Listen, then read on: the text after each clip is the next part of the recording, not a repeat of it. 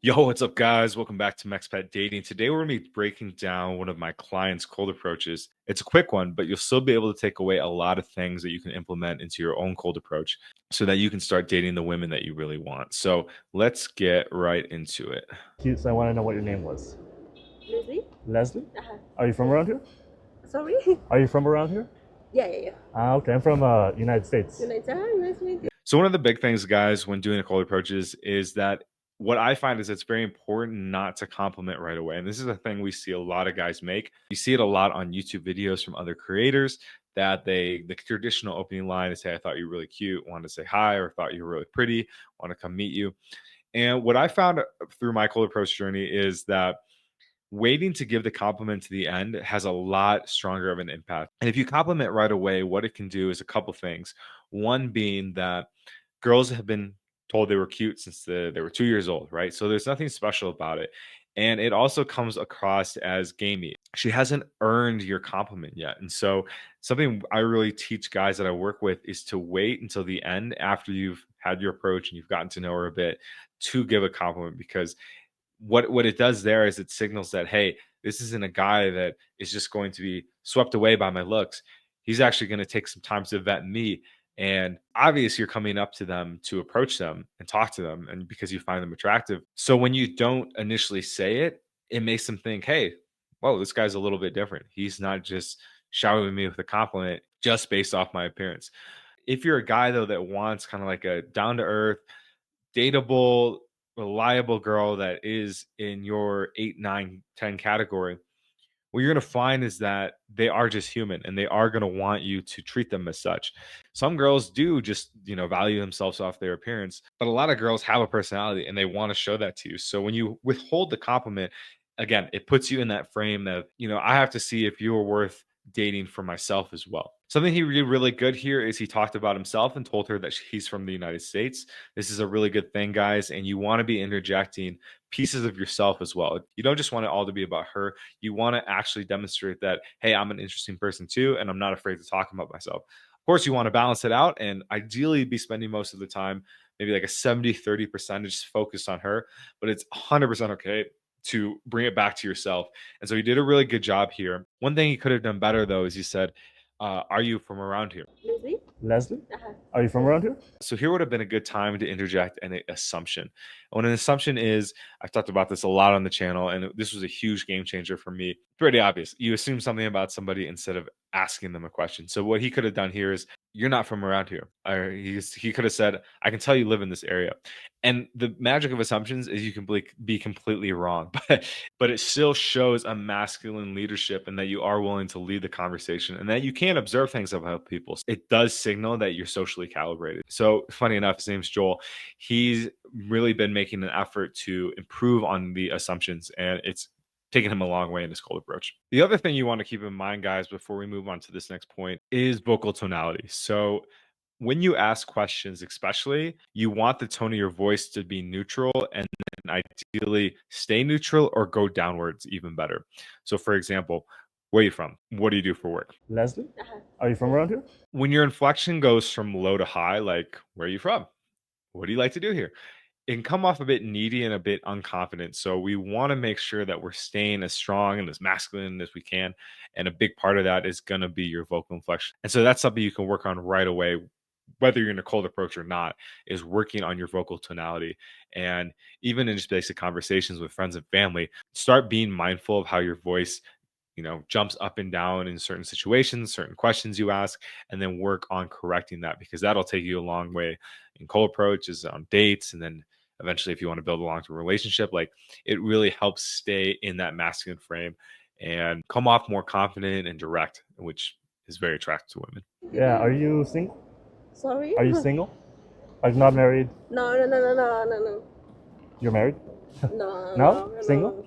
All right. Okay, guys, so here's a big no-no, in the pun intended.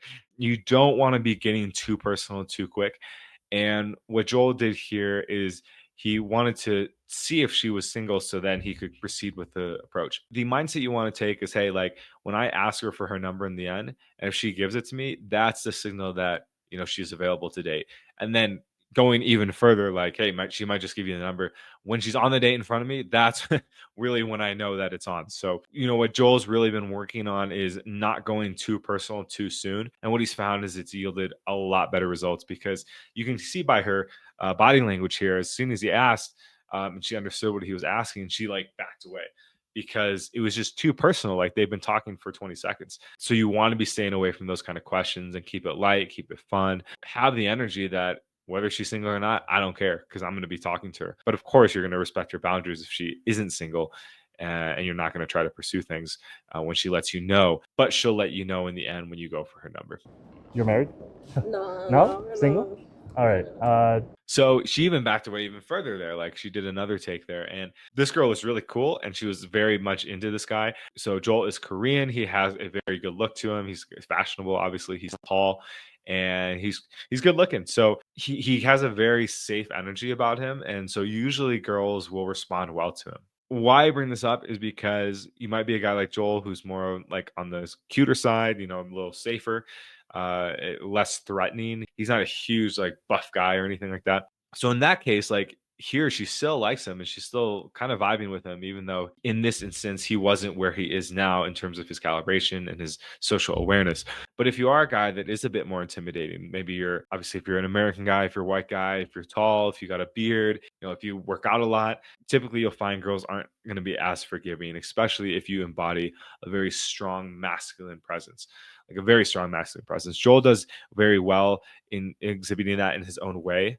I think his vocal tonality and his directness is very strong and very attractive. If you are a guy, though, that is a little stronger and a little bigger, then like, she's going to disqualify you, because she expects you to behave a certain way depending on how you look. So Joel can be a little bit more kind of innocent, you could say, because he has that look and he's got the glasses and everything. But if you are a guy that looks a little more mature, then you have to be careful on your delivery. And especially if you ask really personal questions, like, let's say Jaren, our other head coach here at MexPat Dating, was doing this, she might have just walked away and been spooked out a bit. And so, by the way, guys, if you are struggling with your cold approach and it's kind of sick and tired of dating the women that you don't want to be dating, if you're really ready to step into this next area of your life, then you fill out an application to work with me one-on-one personally. I've helped dozens of guys nail this system down very quickly with a very simple plug and play system. And so that is what I'm here to help you with as well.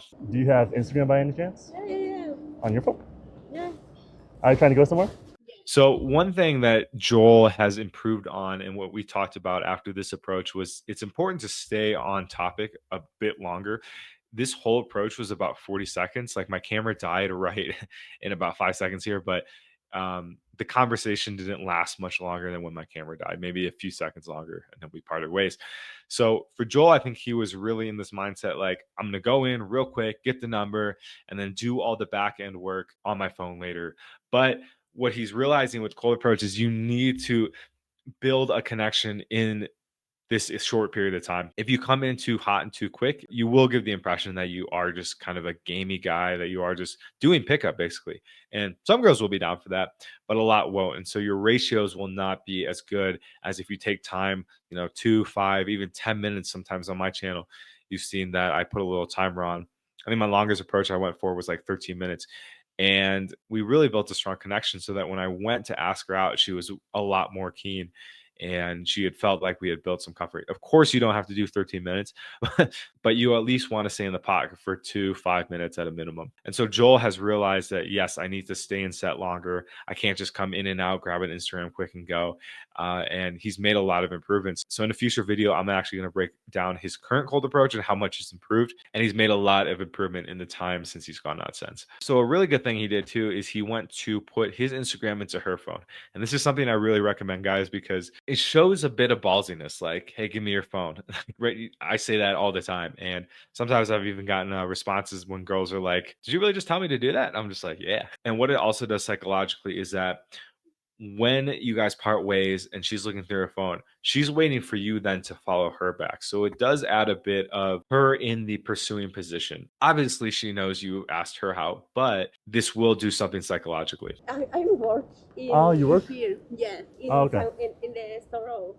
Do you want to go? I'm fine here now. Yeah. I mean, I'm Joel's so funny, man. He's just like, You see, like, to my point, like, he had the same kind of visceral reaction, and it's even less about, like, it being man to woman at this point. It's like a psychology, it's a human psychology thing where they just met and she was like, "Hey, do you wanna come to my store where I worked?" And he just instinctually went, "No, no, like, that's way too soon, like, that's too much."